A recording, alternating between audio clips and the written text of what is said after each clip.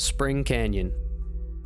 Located just a few miles northwest of Helper, Utah, it's a place rich with coal, Old West mining history, folk tales, and some things much less corporeal. This particular story has nearly endless variations, passed down by generations of miners and locals. This is the story of the White Lady of Spring Canyon. In one variation of the story, the White Lady's husband was killed in a mine collapse and his body was never recovered. One other account of the story tells of her husband and son being killed in a mining accident, leaving her widowed with a baby daughter remaining at home. Another version tells of her husband dying from non-mining related illnesses. A prevailing event between all of these stories is that, with the White Lady's husband no longer on the payroll of the mine no longer held a responsibility for the welfare of the widow, nor her baby. The common outcome between these stories is the widow throwing her baby in the creek rather than leaving her to starve, and taking herself to the Latuda mining office to hang herself from the rafters as a message to the mining company. With so many variations of the story, it's hard to separate fact from fiction. Did this woman actually exist? Or is it purely miners' superstition? Turn-of-the-century coal miners were known for being a highly superstitious group, believing that women near mines were bad luck. There are accounts of miners becoming agitated when women would even step near mine openings, or near mining-related facilities. Many miners would attribute mining tragedies such as collapses, explosions, and other accidents to the presence of women near the mines. To them, women were a bad omen or a self-fulfilling curse.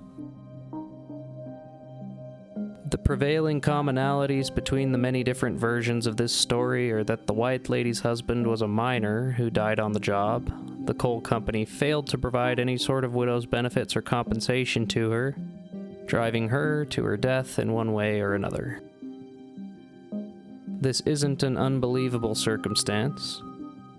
Mines and factories of the day left much to be desired in regard to workers' rights and family rights, and this particular story has played out in reality many times, over many decades, in many different places. Throughout the years, miners in Spring Canyon would tell of their sightings of the White Lady. To many, she was a bad omen. Some say she lingers near the entrance to the mines, luring miners to their deaths within. To others, it was believed she could appear within the mines themselves to warn miners of impending cave-ins or gas, sparing many miners from a terrible fate. Other locals recount their own sightings of the White Lady as she wanders down Spring Canyon, following the creek in desperate search for her daughter that she cast into the stream. It's alleged that the most common areas she's likely to be spotted are near the Liberty Mine entrance in Latuda, the old Liberty Fuel Company office, and inside of the Liberty No. 1 mine itself. Some say that you can spot her walking the streets of Latuda at night, making her way to the old mining office only to disappear before she arrives. So what do you think?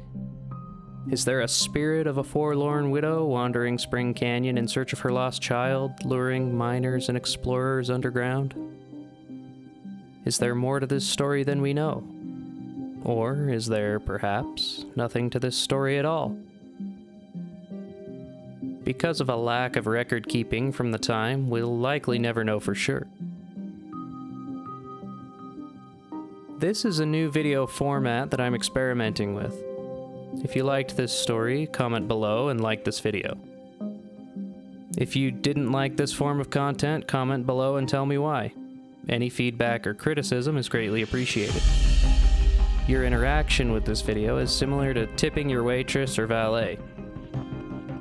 Thanks so much for watching. My name is Mike. See you in the next video.